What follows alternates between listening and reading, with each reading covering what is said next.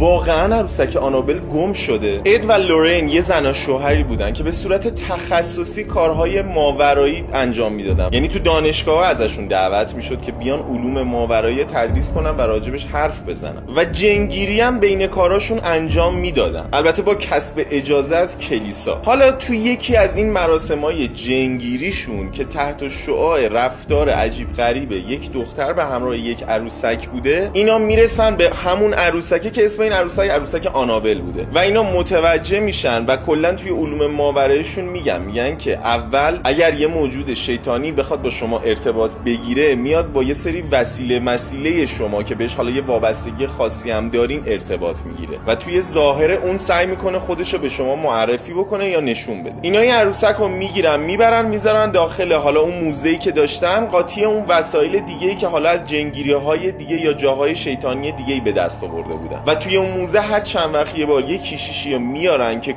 کل این وسایل رو تطهیر بکنه. حالا اد و لورین که دیگه کلا از دنیا رفتن و کاری نداریم، یه توری هستن به اسم دیویلز آن د رود که تمامی این وسایل رو ور میدارن و میبرن سراسر آمریکا توی شهرهای مختلف میگردونن و فراخوان میدن به آدمایی که علاقه دارن به علوم ماورایی و کلا این چیزای ماورایی عجیب غریب، بیان و از نزدیک بتونن این وسایل رو ببینن، بلیط بخرن، لذت ببرن، همونا بفروشن، همینا حال کنن دیگه. حالا آنابل هم یکی از اون وسایلی بوده که اینا توی تورشون بردن و یکی از منحصر به فردترین وسایلشون هم بوده که خیلی معروفه. اما توی یکی از ایستگاهی که قرار بوده آنابل رو برن علاقه‌مندان ببینن، شاهدین گفتن ما دیدیم که جای آنابل خالیه و آنابل به نظرشون گم شد. اما خب با تحقیقی که بنده کردم دیدم همچین چیزی شایعه‌ای بیش نیست و تمامی منابع موثق اعلام کردن که آقا نه، گم نشده، این صرفا یه اشتباه حالا تو لحظه اتفاق افتاده، مثلا داشتن جابجاش میکردن دوباره برش گردوندن سر جاش. پس از تمام علاقه‌مندان به فیلم آنابل توی ایران خواهش بندم که نترسین، آنابل سر جاش زندانیه و ما اینجا خیلی چیزای بدتری داریم که شما ازش بترسین. توی آمریکا ول بشی بریم اونجا اشغال بکنه، به نظر من که ایران نمیاد. پس قبل از اینکه به شایعات بخوای دل بدی و بترسی، قبل از ترسیدن باستابو بیا فالو کن، سابم یادتون نره، نظرات زیباتونم که کامنت کنید.